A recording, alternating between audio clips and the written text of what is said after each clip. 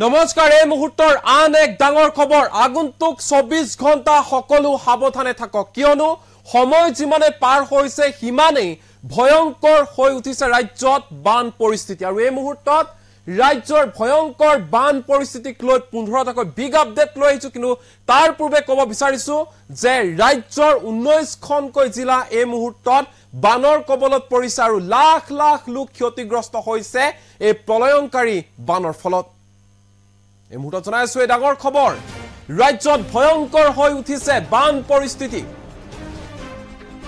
প্ৰলয়ংকাৰী বানত দিশহাৰা হৈ পৰিছে অসমৰ লাখ লাখ জনতা এফালৰ পৰা ভাঙি গৈছে পথ দলং মথাউৰি হাহাকাৰ অৱস্থাৰ সৃষ্টি হৈছে এই মুহূৰ্তত চকুৰ সন্মুখতে বানে উটুৱাই নিছে ঘৰবাৰী নিখাৰ ভিতৰতে গৃহহাৰা হৈ পৰিছে লাখ লাখ লোক ৰাজ্যৰ বান পৰিস্থিতিক লৈ এই মুহূৰ্তত 15টা বিগ আপডেট ভয়ংকৰ বানত প্লাবিত হৈছে ৰাজ্যৰ 19খনকৈ জিলা ৰাজ্যৰ 19খনকৈ জিলাত ভয়ংকৰ বান পৰিস্থিতি ৰাজ্যৰ 19খন জিলাৰ 1275খন গাঁও বৰ্তমান বানৰ কবলত পৰিছে বানৰ ফলত ৰাজ্যৰ 19খন জিলাৰ 6,44,128 গৰাকী লোক প্ৰভাৱিত হৈছে এই সংখ্যা বৃদ্ধি পোৱাৰ সম্ভাৱনা আছে বৰ্তমান 72টা আশ্ৰয় শিবিৰত আছে 8,142 জন বানাক্ৰান্ত আশ্ৰয় শিবিৰত আছে 3,361 জন পুৰুষ আৰু 2,868 গৰাকী মহিলা কৰিমগঞ্জত সৰ্বাধিক 2,244 জন লোক আছে আশ্ৰয় শিবিৰত বানৰ কবলত পৰিছে 4,000 ক্ষমা কৰিব বানৰ কবলত পৰিছে 4,85,076টা জীৱ জন্তু ৰাজ্যৰ এক প্ৰকাৰ ভয়ংকৰ হৈ উঠিছে বান পৰিস্থিতি সকলো সতৰ্ক আৰু সাৱধানে থাকক ইয়াৰ লগতে মুঠতে 26,199.18 হেক্টৰ কৃষিভূমি ক্ষতিগ্ৰস্ত হৈছে এই আপডেট আৰু বৃদ্ধি পোৱাৰ সম্ভাৱনা আছে এই মুহূৰ্তত বিপদসীমা অতিক্ৰম কৰিছে ব্ৰহ্মপুত্ৰৰ জলপৃষ্ঠই প্ৰতিটো ঘণ্টাত বৃদ্ধি পাইছে ব্ৰহ্মপুত্ৰৰ পানী উজনি অসম নামনি অসম উত্তৰ অসম সকলোতে বানৰ তাণ্ডৱ লীলা কি উজনি কি নামনি কি উত্তৰ অসম সকলোতে প্ৰলয়ংকাৰী বানৰ তাণ্ডৱ লীলা হাহাকাৰ অৱস্থাৰ সৃষ্টি হৈছে জনতাৰ হদিয়াৰ পৰা ধুবুৰীলৈ বানৰ তাণ্ডৱ লীলা চকুৰ সন্মুখতে হেৰাই গৈছে সপোনৰ ঘৰখন খাদ্য বস্ত্ৰ বাসস্থানৰ বাবে এতিয়া হাহাকাৰ বানাক্ৰান্তৰ ইয়াৰ মাজতে ৰাজ্যত প্ৰবল বৃষ্টিপাত হ'ব বুলি হাই এলাৰ্ট জাৰি কৰিছে বতৰ বিজ্ঞান কেন্দ্ৰই আঞ্চলিক বতৰ বিজ্ঞান কেন্দ্ৰৰ ফালৰ পৰা য়েলো এলাৰ্ট জাৰি কৰা হৈছে কোৱা হৈছে আগন্তুক দিনকেইটাত ধাৰাসাৰ বৃষ্টিপাত হ'ব ইয়াৰ মাজতে বৰ্ণাঢ্যৰ খবৰ ল'বলৈ গ'ল আজি মুখ্যমন্ত্ৰী ডক্টৰ হিমন্ত বিশ্ব শৰ্মা নুমলীগড়ৰ বংকুৱালত বৰ্ণাঢ্যৰ খবৰ ল'লে মুখ্যমন্ত্ৰী ডক্টৰ হিমন্ত বিশ্ব শৰ্মাই ইয়াৰ সমান্তৰালকৈ কেইবা প্ৰান্তলৈও যায় হিমন্ত বিশ্ব শৰ্মা বানে ক্ষতিগ্ৰস্ত কৰা সকলোকে সহায় সহযোগিতাৰ সম্পূৰ্ণ আশ্বাস দিয়ে মুখ্যমন্ত্ৰী হিমন্ত বিশ্ব শৰ্মাই দিনে ৰাতিয়ে শিৱসাগৰৰ বৰ্ণাঢ্যৰ কাষত দেখিবলৈ পোৱা গৈছে বিধায়ক অখিল গগৈ শিৱসাগৰৰ বৰ্ণাঢ্যক অঞ্চল পৰিদৰ্শন কৰিলে আজি মন্ত্ৰী বিমল বৰাই তদুপৰি দিচাংমুখ হৰাগুৰি অফলা শান্তিপুৰ অঞ্চল আজি পৰিদৰ্শন কৰে মন্ত্ৰী বিমল বৰাই কেৱল বিমল বৰাই নহয় ক্ৰমাৎ শোচনীয় হৈছে মাজুলীৰ বান পৰিস্থিতি আৰু মাজুলীৰ বান পৰিস্থিতি পৰিদৰ্শন কৰিবলৈ উপস্থিত হৈ বান পৰিস্থিতিৰ বুজ লয় মন্ত্ৰী ৰণোজ পেগুৱে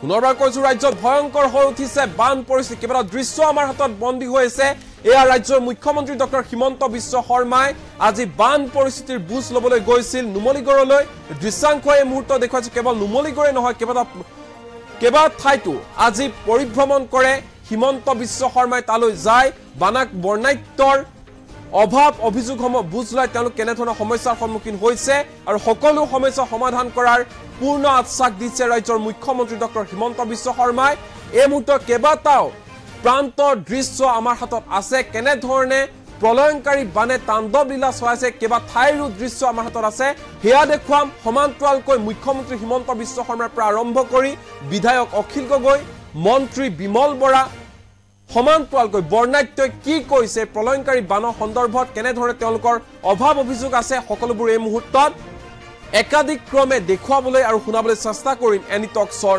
দৰ্শকক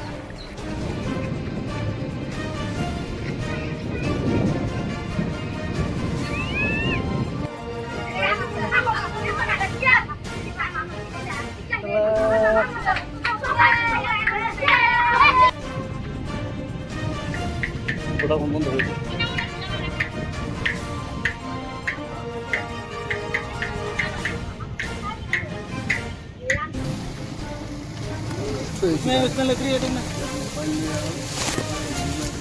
दाने बहुत टाइट है ये আমি এখানে হাত মাও কলা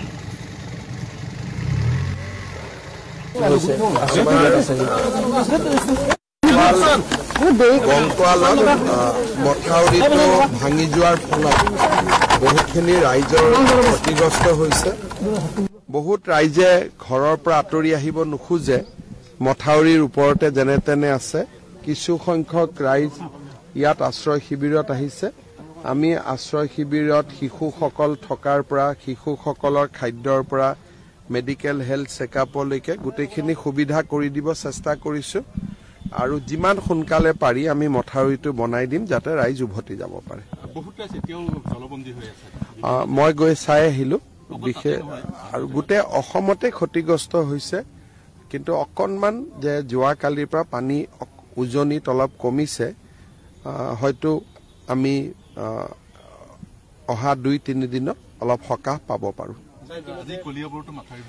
আজি হাতীমুৰা মথাউৰিটো ভাঙিছে মই যাওঁতে এবাৰ সোমাই যাব চেষ্টা কৰিম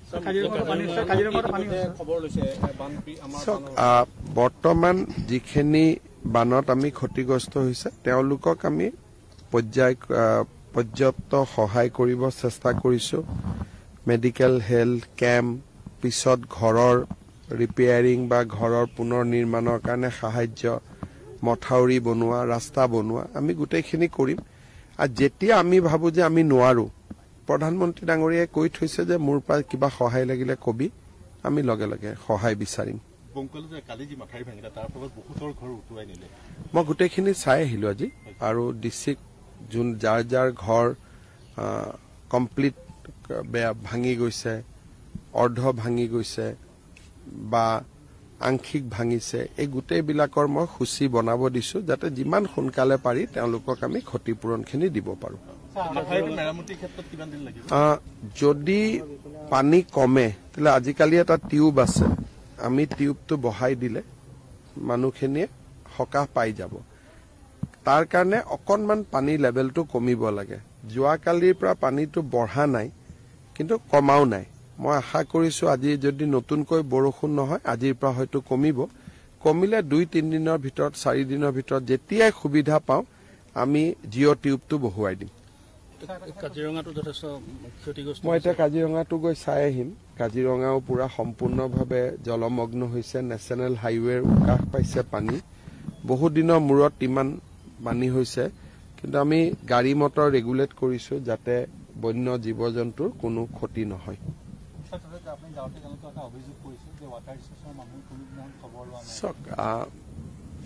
বানপানীত মথাউৰিটো ভাঙিলে এইটো সত্য কথা, আৰু বাকী ৰাইজৰটো যেতিয়া এটা মথাউৰি ভাঙি যায় ৰাইজৰটো অভিযোগ থাকিবই। গতিকে বিষয়খিনি মই মন্ত্ৰী ডাঙৰীয়াক ক'ম যাতে চাই।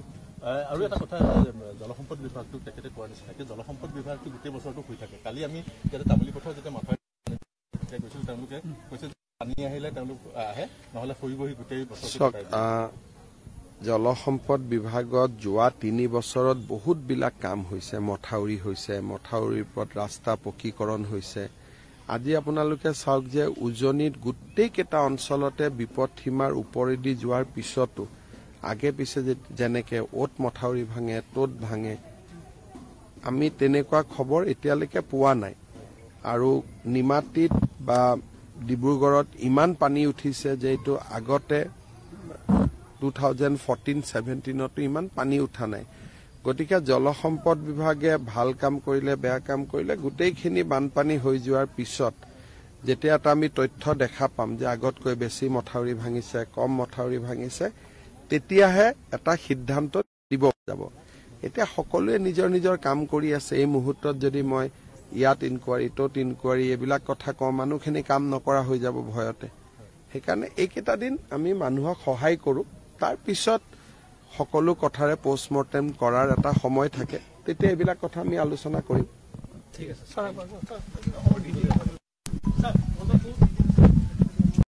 এখন গাঁও বা ভাটিবন গাঁৱৰ এই আমাৰ অনুসূচিত জাতিৰ লোকসকলক, অসমৰ খিলঞ্জীয়া ভূমিপুত্ৰ অনুসূচিত জাতিৰ লোকসকলক আমি অসম চৰকাৰে উদ্ধাৰ কৰিব লাগিব। আমি সকলোৱে মিলি এই গাঁওখনক বচাব লাগিব। গতিকে হয় আমি এই নদীখনত পাৰত ডাঙৰ মথাউৰি মাৰি বোল্ডাৰ্ছ পাৰ দিয়াৰ ব্যৱস্থা কৰিব লাগিব, নহ'লে ৰাইজক ইয়াৰ পৰা স্থানান্তৰিত কৰাৰ ব্যৱস্থা কৰিব লাগিব। এইটো চৰকাৰে চিৰিয়াছলি গোটেই বিষয়টো ভাবিলেহে কিবা এটা সমস্যাৰ সমাধান হোৱাটো সম্ভৱ, নহ'লে সৰু সুৰা ঘটনাৰে এই কামটো কৰাটো সম্ভৱ নহয়। শিৱসাগৰ সমষ্টিটোত আমাৰ দিচাংমুখ পঞ্চায়তটোক ব্ৰহ্মপুত্ৰৰ বানে পাইছে। আমাৰ এইটো ভাটিবন গাঁও, যিখন ভাটিবন গাঁওখনক আমাৰ দিখৌৰ বানে পাইছে। আমাৰ নগৰখনক দিখৌৰ বানে পাইছে। শান্তিপুৰত আমাৰ আপোনাৰ ব্ৰহ্মপুত্ৰৰ বানে ইতিমধ্যে আপোনালোকে জানে যে তাত মথাউৰিৰ ওপৰেদি পানী বৈছে শান্তিপুৰ পঞ্চায়তত, আৰু আজি কোঁৱৰপুৰ পঞ্চায়ততো পানী হৈছে। আটাইতকৈ বেয়া অৱস্থা আজিৰ দিনটোত ভাটিবন গাঁওখনত আপোনালোকে সকলোৱে জানে যে অসমৰ খিলঞ্জীয়া ভূমিপুত্ৰ অনুসূচিত জাতিৰ লোকসকলে বসবাস কৰে। মই নিজে এই গাঁওখনৰ ৰাইজক বচাব লাগে বুলি অসমৰ জলসম্পদ মন্ত্ৰী পীযুষ হাজৰিকা ডাঙৰীয়াক কৈছিলোঁ, অসমৰ মুখ্যমন্ত্ৰীকো কেইবাবাৰো কৈছিলোঁ, আৰু তেখেতসকলে ক'লে যে আমাৰ ভাটিবন গাঁৱৰ ৰাইজৰ কাৰণে মাটি দিয়া হ'ব। কিন্তু যিটো ঠাইত চৰকাৰে মাটি দিছে, প্ৰশাসনে মাটি দেখুৱাই দিছে, তাত গৈ মানুহ থাকিব নোৱাৰে। এইটো দ পানী। আজিৰ দিনটোত মই নিজে এতিয়া একেবাৰে আটাইতকৈ ডাঙৰ বিপদটো, ভাটিবন গাঁৱৰ বিপদটো নিজে গৈ আজি লাইফ বোট লৈ গৈ নিজে গৈ চালোঁ। চাই লৈ দেখিছোঁ যে প্ৰত্যেকখন গাঁৱৰ প্ৰত্যেক ঘৰ মানুহ ভাটিবন গাঁৱৰ আজিৰ দিনটোত পুৰা পানীৰ তলত আছে। আমি যদি ভাটিবন গাঁৱৰ যিটো ৰাস্তা, সেই ৰাস্তাটোকে যদি ওখ কৰি মথাউৰি বনাই দিওঁ আৰু সেইটোৰ ওপৰত যদি ব্লাক টপিং কৰি দিওঁ, আৰু দৰকাৰ হ'লে দিখৌ যিবিলাকত খহনীয়া হৈছে সেই খহনীয়া প্ৰতিৰোধৰ ব্যৱস্থা কৰি দিওঁ, তেতিয়াহ'লে আমি ভাটিবন গাঁওখনক বচাই দিব পাৰোঁ। চৰকাৰে এইকাৰণে ভাটিবন গাঁৱৰ কাৰণে বিশেষ ধৰণৰ কাৰ্যসূচী এবাৰ ল'ব লাগিব। মই অসমৰ মুখ্যমন্ত্ৰীক ইয়াৰ পৰা ওলাই গৈ, আৰু অসমৰ ৱাটাৰ ৰিচোৰ্চ মিনিষ্টাৰক ইয়াৰ পৰা ওলাই গৈ ভাটিবন গাঁৱক বচাবৰ কাৰণে ল'বলগীয়া ব্যৱস্থা সম্পৰ্কে এতিয়া স্পষ্টকৈ জনাম। দ্বিতীয় কথাটো হ'ল দিচাংমুখখন আপোনালোকে সকলোৱে জানে যে মিচিং বসতি প্ৰধান অঞ্চল দিচাংমুখ। সেই অঞ্চলটো সাংঘাতিক পৰিমাণে এবাৰ বানপানী হৈছে। মই অলপ পিছতে তালৈ গৈ আছোঁ। শান্তিপুৰ অঞ্চলটো আপোনালোকে জানে যে একেবাৰে অসমৰ খিলঞ্জীয়া মানুহবিলাকৰ বসবাস কৰা থলী, তাতো বানপানী হৈছে। কোঁৱৰপুৰ পঞ্চায়তত আপোনালোকে জানে যে তাতো সাংঘাতিক ধৰণে বানপানী হৈছে, অসমৰ খিলঞ্জীয়া মানুহৰ বসবাসৰ ঠাই। আপোনালোকে এইবাৰ নিশ্চয় জানে যে দিখৌ নদীৰ পৰা আমাৰ গোটেই নগৰখনৰ 9 নম্বৰ আৰু 10 নম্বৰ ৱাৰ্ডটো এই মুহূৰ্তত ডুবিছে, কিন্তু গোটেই নগৰখনতে পানী উঠে। গতিকে ইয়াৰ পৰা বচাবৰ কাৰণে ব্যৱস্থা ল'ব লাগিব। সেইকাৰণে আজিৰ দিনটোত মই চৰকাৰক একো সমালোচনা কৰিব নোখোজো, কিন্তু চৰকাৰে বানমুক্ত অসমৰ কথা কৈ আজি অলপ বৰষুণ হ'লেই, অলপ পানী আহিলেই যি ধৰণে মানুহৰ দুৰ্যোগ আহিব ধৰিছে, এইটোৰ পৰা যদি এই মিনিমাম কামখিনিৰ পৰা মানুহক যদি বচাব নোৱাৰে, তেতিয়াহ'লে বানমুক্ত অসমৰ কথা কৈ কিন্তু লাভ নাই। মই আজি সমালোচনা নকৰোঁ একো। মানুহ বিপদত আছে আৰু চৰকাৰেও নিজৰ কামত লাগি আছে, প্ৰশাসনৰ মানুহবিলাকেও নিজৰ কামত লাগি আছে। গতিকে এই মুহূৰ্তত মই খালি এটাই কথা কওঁ যে বানমুক্ত অসম গঠন কৰিবৰ কাৰণে যিখিনি প্ৰিলিমিনাৰী কাম কৰিব লাগে, এই কামখিনি কৰাৰ ক্ষেত্ৰতো কিন্তু আমি বিফল হৈছোঁ। আমি শিৱসাগৰ সমষ্টিৰ যিসকল মানুহ বানপানী পৰিছে, কালি মই ভাটিবন গাঁৱকে ধৰি মানুহবিলাকক ৰাতি 1টা বজালৈকে উদ্ধাৰ কৰিবৰ কাৰণে NDRF আৰু SDRFৰ ব্যৱস্থা গ্ৰহণ কৰি দিছোঁ। ইয়াত মই নিজে SDCক আহি ইয়াত থাকিবলৈ দিছোঁ। SDRF কি কয় আমাৰ ডিজাষ্টাৰ মেনেজমেণ্টৰ অফিচাৰসকল ইয়াতে আহি কালি আছে, ৰাতি 1টা বজালৈকে আছে ইয়াতে। কালিৰ পৰা উদ্ধাৰ অভিযান চলাই আছে। শিৱসাগৰৰ বিভিন্ন ঠাইত কালিৰ দিনটোলৈকে আমি 5700টা পৰিয়ালক, 5700জন মানুহক আমি মানে হেৰি দিবলৈ সক্ষম হৈছিলোঁ, ৰিলিফ দিবলৈ। কালি অৱশ্যে সকলোকে ৰিলিফ দিয়া শেষ নহ'ল। আজি ৰাতিপুৱাৰ ভিতৰত আমি সকলোকে ৰিলিফ দি শেষ কৰি দিছোঁ, কিন্তু ৰিলিফে শেষ কথা নহয়। তাৰপিছত আৰু এটা কথা হ'ল যে আমি পশু খাদ্য দিব পৰা নাই। মই আজি ভাটিবন গাঁও দেখিলোঁ যে গৰুবিলাক কি অৱস্থাত আছে, ক'ৰবাত ওখ ঠাইত আছে, তাত যদি পশু খাদ্য দিব নোৱাৰোঁ তেতিয়াহ'লে গৰুবিলাক মৰি যাব। গতিকে অতি সোনকালে পশু খাদ্যৰ ব্যৱস্থা কৰিব লাগিব। মই ইতিমধ্যে ডিষ্ট্ৰিক্ট আৰু SDCক কৈ দিছোঁ যে পশু খাদ্য লাগিবই আমাৰ এলেকাত। পশু খাদ্য, গৰুৰ বা ছাগলীৰ খাদ্য, মহৰ খাদ্য আমাক লাগিব। অন্ততঃ চাপৰখিনিৰ ব্যৱস্থা কৰি দিলেও হৈ যাব। দ্বিতীয়তে আমাৰ খোৱা পানী আৰু শিশু খাদ্য আৰু পশু খাদ্য এইটো অত্যন্ত গুৰুত্বপূৰ্ণ। শিশুসকলৰ এই সময়তে বহুত আপোনালোকে জানে যে শিশুৰ কাৰণে বহুত ভয়ংকৰ কথা, গৰ্ভৱতী মহিলাসকলৰ কাৰণে অতি জটিল সময়। গতিকে এই খাদ্যসমূহো আমি যাতে সঠিক ৰূপত ব্যৱহাৰ দিব পাৰোঁ। কিন্তু এতিয়ালৈকে আমাৰ মেডিকেল ডিপাৰ্টমেণ্টটো, হেল্থ ডিপাৰ্টমেণ্টটো এক্টিভ হোৱা নাই। মই আহ্বান জনাওঁ যে হেল্থ ডিপাৰ্টমেণ্টটো এক্টিভ হ'ব লাগে। মই অলপ পিছতে জইণ্ট ডাইৰেক্টৰৰ লগত সকলো কথা পাতিম। হেল্থ ডিপাৰ্টমেণ্টটো এক্টিভ হ'ব লাগে আৰু ভেটেৰিনেৰী ডিপাৰ্টমেণ্টটো এক্টিভ হ'ব লাগে।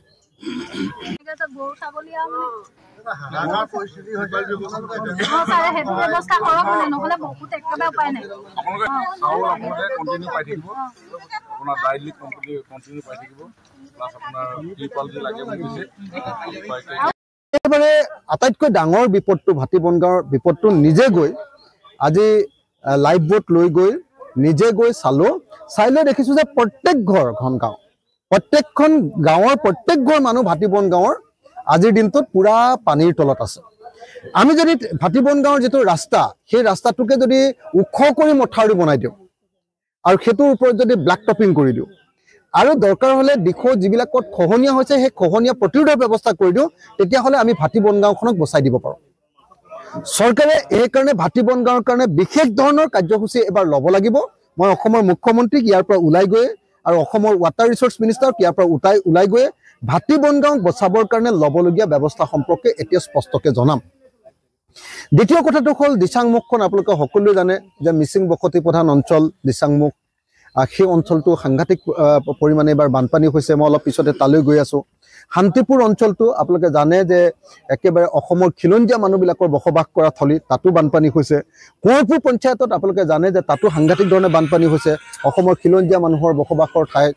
আপোনালোকে এইবাৰ নিশ্চয় জানে যে দিখৌ নদীৰ পৰা আমাৰ গোটেই নগৰখনৰ 9 নম্বৰ আৰু 10 নম্বৰ ৱাৰ্ডটো এই মুহূৰ্তত ডুবিছে, কিন্তু গোটেই নগৰখনতে পানী উঠে। গতিকে ইয়াৰ পৰা বচাবৰ কাৰণে ব্যৱস্থা ল'ব লাগিব।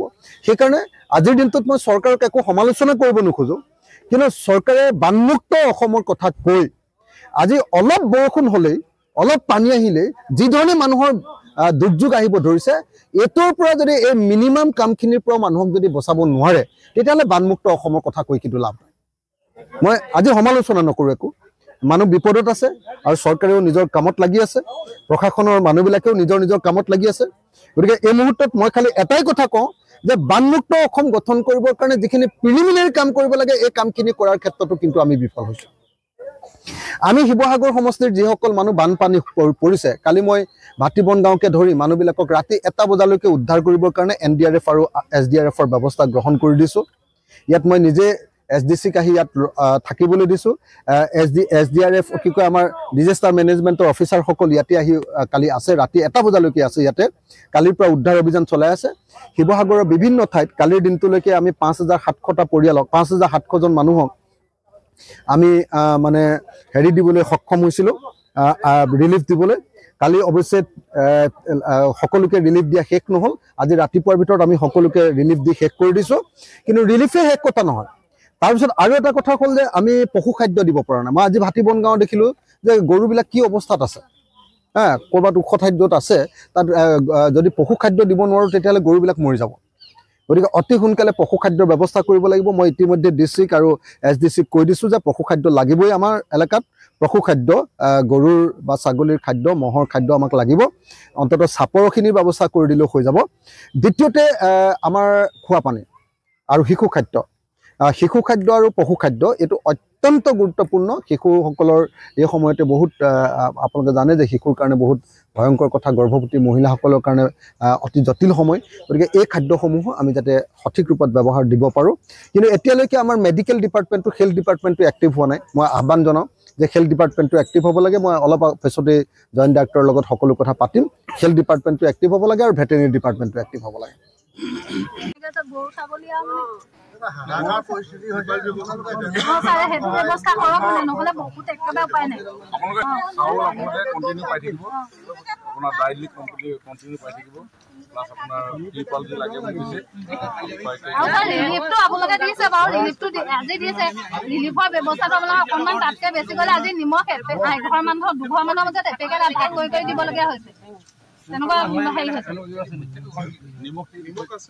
আমাৰ মানে দুঘৰ মাজত আমি ভাগ কৰি আজি দিব লগা হৈছে।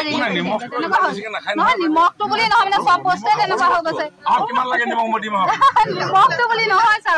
পৰিস্থিতিত ৰাজ্যখনৰ বহুকেইখন জিলাৰ বহু অঞ্চল প্লাবিত হৈছে। শিৱসাগৰ জিলাৰো এই দিখৌমুখ, দিচাংমুখ তথা শিৱসাগৰ চহৰো যথেষ্ট এই পৰিৱেশত ক্ষতিগ্ৰস্ত হৈছে। আৰু সেইকাৰণে যাতে জনসাধাৰণৰ জীৱন সম্পত্তি কোনো কাৰণত হানি বিঘিনি নহয়, তাৰ কাৰণে চৰকাৰৰ তৰফৰ পৰা সকলোখিনি সতৰ্কতা অৱলম্বন কৰা হৈছে। মাননীয় মুখ্যমন্ত্ৰী ডাঙৰীয়াই প্ৰতি মুহূৰ্তত গোটেই বিষয়টো চোৱা চিতা কৰি আছে। আৰু যোৱা ৰাতিয়ে মোক শিৱসাগৰ অঞ্চলসমূহৰ ৰাইজৰ ওচৰলৈ আহিবলৈ তেখেতে আহ্বান জনাইছিলে। আৰু তাৰ পৰিপ্ৰেক্ষিতত মই আজি আহিছোঁ আৰু আহি ৰাইজৰ লগত বাৰ্তালাপত মিলিত হৈছোঁ। ৰাইজৰ সমস্যা হৈছে, বহু ঘৰ এতিয়াও পানীৰ তলত আছে, কিন্তু কিছু উন্নত হৈছে। আপোনালোকৰ মতেই যোৱা পৰহি যথেষ্ট পানী আছিলে বুলি কৈছে, অভাৰটপো বহুত হৈ আছিলে, কিন্তু লাহে লাহে কমিছে। আৰু আজিৰ পৰা আমি ৰাইজৰ সুবিধাৰ কাৰণে কিছু খোৱা বস্তুৰ ব্যৱস্থা কৰিছোঁ। এই অঞ্চলটোত প্ৰায় 2100 ঘৰ আছে। প্ৰত্যেক প্ৰাপ্তবয়স্কক আমি 600 গ্ৰামকৈ আৰু আমাৰ সৰু ল'ৰা ছোৱালীৰ কাৰণে 400 গ্ৰাম চাউল 3 দিনৰ কাৰণে আমি আজি দিয়াৰ ব্যৱস্থা কৰিছোঁ। সেইধৰণে 100 গ্ৰামকৈ দাইল আৰু প্ৰাথমিক বিদ্যালয়ত এজন ব্যক্তি বানপানীত মৃত্যু হৈছে। গতিকে তুৰন্তে আপুনি তালৈ গৈ চোৱা চিতা কৰিব লাগে বুলি কোৱাত মই আজি এই পয়মুখ নগাঁও LP স্কুলত আহি থিয় হওঁ। আৰু মই ইয়াত আহি দেখোঁ যে সঁচাকৈ যোৱাকালি এজন ব্যক্তি ইয়াত মৃত্যু হোৱা দেখিবলৈ পাওঁ।